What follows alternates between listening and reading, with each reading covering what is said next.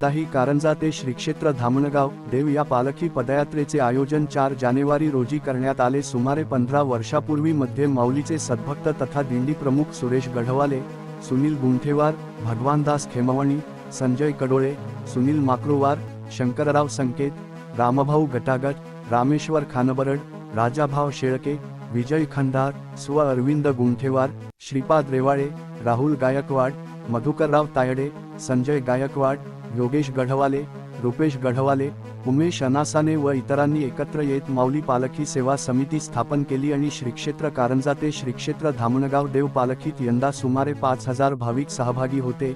यंदा पहाडपुरा येथून माऊली सेवा समितीची पालखी 4 जानेवारी रोजी धामणगाव देवकरिता पायदळ निघाली। शहरातील प्रमुख पालखी मार्गाने टिळक चौक, श्रीरामनगर, श्री दत्त मंदिर, जिजामाता चौक, रामासावजी चौक, श्री गुरु मंदिर, संत नामदेव महाराज मंदिर, नगरसेवक अमोल गढवाले यांचे निवास कुंभारपुरा मार्गाने दारवा वेसी मधून गावाबाहेर होऊन धामणगाव देव करिता रवाना झाली। रामगाव रामेश्वर येथे माऊलीचे सदभक्त त्र्यंबकराव अंगाईतकर व परिवार यांच्याकडून भोजन व्यवस्था करण्यात आली होती। त्यानंतर श्री मुंगसाजी महाराज संस्थान धामणगाव देव येथे दर्शन व आरतीनंतर पदयात्रेचा समारोप करण्यात आला।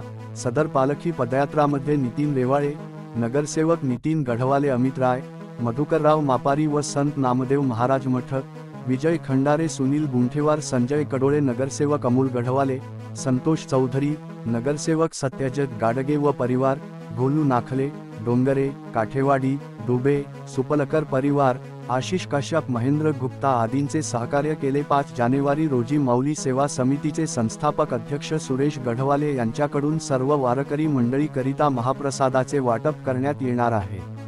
तरी जास्तीत जास्त भाविकांनी लाभ घ्यावा। या पालखीमध्ये भजनी मंडळी व भजनी दिंड्या घेऊन वारकरी मंडळींनी भगवी पताका खांद्यावर घेऊन पालखी पदयात्रेत सहभागी होते। पाहूया पालखी दिंडीचे टिपलेले काही दृश्य पाहूया। कारंजा अस्मिता न्यूज नेटवर्क करिता महेंद्र गुप्ता, मुख्य संपादक, कारंजा लाड।